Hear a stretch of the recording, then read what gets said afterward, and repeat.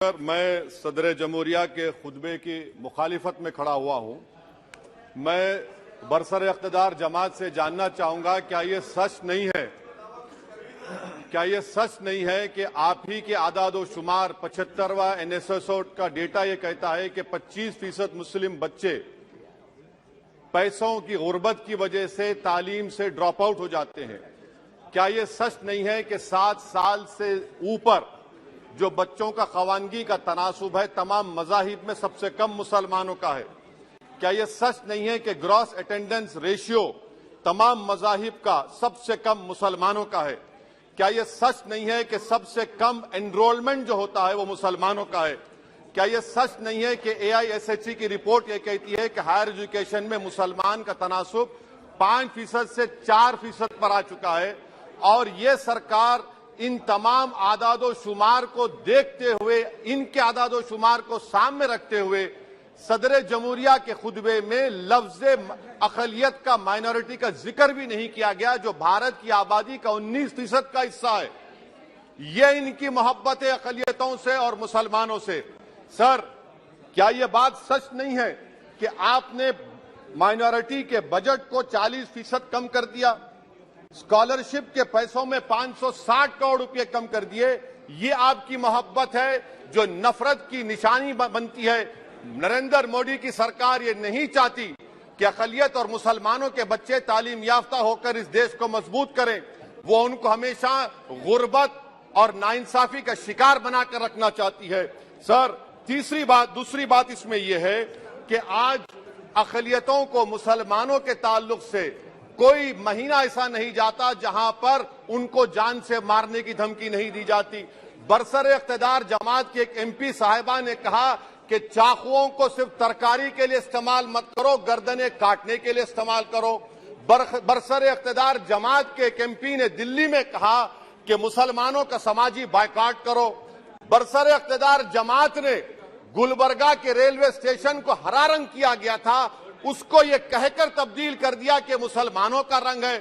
Sir, मैं पूछना चाहता हूं, क्या नरेंद्र मोदी की सरकार तिरंगे के हरे रंग को निकाल देंगी? क्या हरा रंग मुसलमानों का है? क्या नरेंद्र मोदी की सरकार खरबूजे पर पाबंदी आयद कर देगी और देश की जनता से कहेगी कि नागपुर में आपके हेड ऑफिस में उगा हुआ सिर्फ संतरा खाया जाएगा? सर, नारी शक्ति की आप बात करते हैं तो बिल्किस बानो अगर मुसलमान नहीं होती तो बिल्किस बानो को इंसाफ मिल जाता। 20 साल से बिल्किस बानो लड़ रही है, मगर उसका नाम बिल्किस बानो है। आप इंसाफ नहीं करना चाहते बिल्किस बानो से। ये नारी शक्ति आपकी है। पसमानदा मुसलमान से आपकी मोहब्बत, दीजिए 1950 के प्रेसिडेंट ऑर्डर तरमीम करिए, दलित मुस्लिम का स्टेटस पसमानदा को दीजिए। आप नहीं देना चाहते। क्या मजहबी आजादी का उनको हक हासिल नहीं है? स्पीकर साहब, मैं मुसलमान हूं, मेरे बगैर ये मुल्क नामुकम्मल है। मैं इस मुल्क का यरगमाल नहीं हूं, मैं इस मुल्क का कैदी नहीं हूं। मैं पूरे सिटीजनशिप की राइट को चाहता हूं और अभी चाहता हूं। कब आप बिहार के सुरजापुरी और कुल्हिया बादरी को कौमी OBC स्टेटस देंगे? स्पीकर साहब, दूसरी अहम बात मैं कहना चाह रहा हूं, चीन का जिक्र आपने किया। क्या प्रधानमंत्री अपनी जबान को जुम्बिश देंगे और चीन का नाम लेंगे? क्या आप चीन को डेमचौक और डेमसांग से उखाड़ कर फेंकेंगे? DGP कॉन्फ्रेंस में चेयरमैन साहब कहा गया कि 65 पेट्रोलिंग पॉइंट में से 26 पेट्रोलिंग पॉइंट पर भारत की फौज पेट्रोलिंग नहीं कर सकती है। चीन से आप डरते हैं। अरे, डिसएंगेजमेंट हुआ तो डीएस्केलेशन कब होगा? डी इंडक्शन कब होगा? चीन से आप डरते हैं। 3 साल से चेयरमैन साहब 50,000 भारत की फौज हजारों फीट चोटियों पर बर्फ में खड़ी हुई है। देश के प्रधानमंत्री को क्या भारत की आवाम पर भरोसा नहीं है?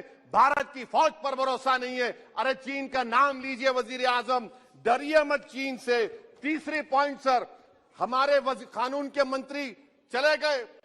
पैराग्राफ 79 और 82 में बेसिक स्ट्रक्चर पर, आईनी ओहदों पर बैठे हुए लोग बेसिक स्ट्रक्चर पर तनकीद करते हैं, लॉ मिनिस्टर कॉलेजियम पर तनकीद करते हैं। इस ऐवान में जब NJSE का बिल आया, मैं वाहिद MP था, अब याद होगा आपको, जो मैंने कहा था कि भारत के संविधान के खिलाफ होगा बेसिक स्ट्रक्चर के। इंदिरा गांधी से सबक हासिल करना चाहिए। इंदिरा गांधी कहती थी कि जुडिशियरी मेरी पाबंद होना। अब नरेंद्र मोदी कहते हैं कि जुडिशरी मेरी वफादार होना। इंदिरा गांधी ने 42nd अमेंडमेंट किया, देश की जनता ने इंदिरा गांधी को इख्तियार से बेदखल कर दिया। आप वही इंदिरा गांधी की इरा को ला रहे हैं। आप बताइए स्पीकर साहब, क्या ईसाई मानने वाले व्हाइट टेरर हैं? क्या ईसाई मजहब के लोग व्हाइट टेरर को फरोग देते हैं?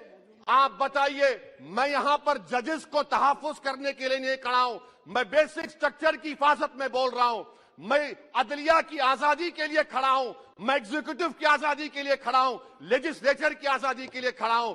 चेयरमैन साहब, कोर्ट का काम ये नहीं है, जजेस का काम ये नहीं है कि नरेंद्र मोदी सरकार की मदद करे। अदलिया का काम यह है कि इस देश की कमजोर और मजलूम आवाम से इंसाफ किया जाए। चौथा पॉइंट स्पीकर साहब, यहां पर एक बड़े सरमाएदार का जिक्र किया गया है। क्या यह बात सच नहीं कि कांग्रेस और बीजेपी ने ओलिगार्क्स को पैदा किया? आप दोनों ने मिलकर ओलिगार्क्स को पैदा किया। आज इसी वजह से 60% मुल्क की दौलत 1% जनता के पास है। आप दोनों ने बैठकर मलाई खाई और गरीब और नौजवान पिस रहा है। अरे बताओ, ये जो 28 लोगों की लिस्ट है जो देश का पैसा खाकर भाग चुके हैं या बैठे हुए, उसमें कोई मुगलों का नाम है क्या? कोई मुगलों का नाम नहीं है, मगर आप उस पर कुछ नहीं बोलेंगे। संडेस राज कंपनी 15,000 करोड़ नाइजीरिया और केनिया की कोर्ट में जाकर कहती है कि हम हिंदू हैं, भारत को आएंगे तो प्रोसिक्यूशन होगा। आपने कोर्ट में कुछ नहीं कहा, वहां पर एसआईटी आपने बनाई।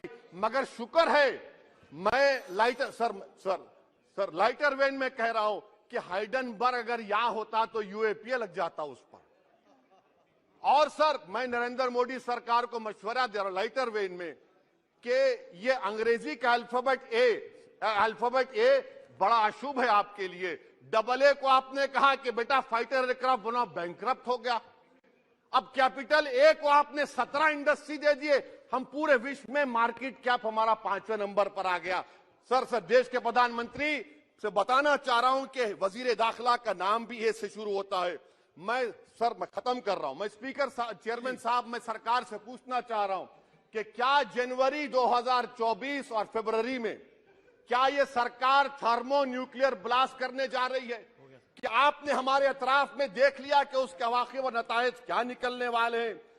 चेयरमैन साहब, मैं आपको बता रहा हूं कि चीन के बारे में क्या हमको बीबीसी की रिपोर्टिंग की जरूरत पड़ेगी, जिस तरह 2002 गुजरात के बारे में कहा गया।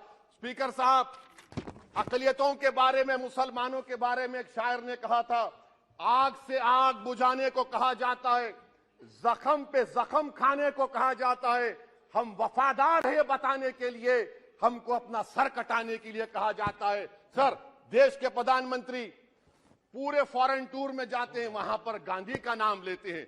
मुझे अप्रीहेंशन, खदशा इस बात का है कि इस देश में 2 बाबा कौम हो जाएंगे, एक सावरकर होगा और एक सौतेला बाबा कौम। कहीं आप महात्मा गांधी को ना बना दें तो सर मैं खत्म कर रहा हूं सर। इसीलिए मैं आपके जरिए से हुकूमत से मुतालबा करता हूं कि प्लेसेस ऑफ वर्शिप एक्ट को डिस्टर्ब ना किया जाए, मुसलमानों का अक़लियतों का बजट बढ़ाया जाए, बिल्किस बानो से इंसाफ करिए, चीन से मत डरिए प्रधानमंत्री, चीन को खाड़ पर फेंकिए। शुक्रिया सर।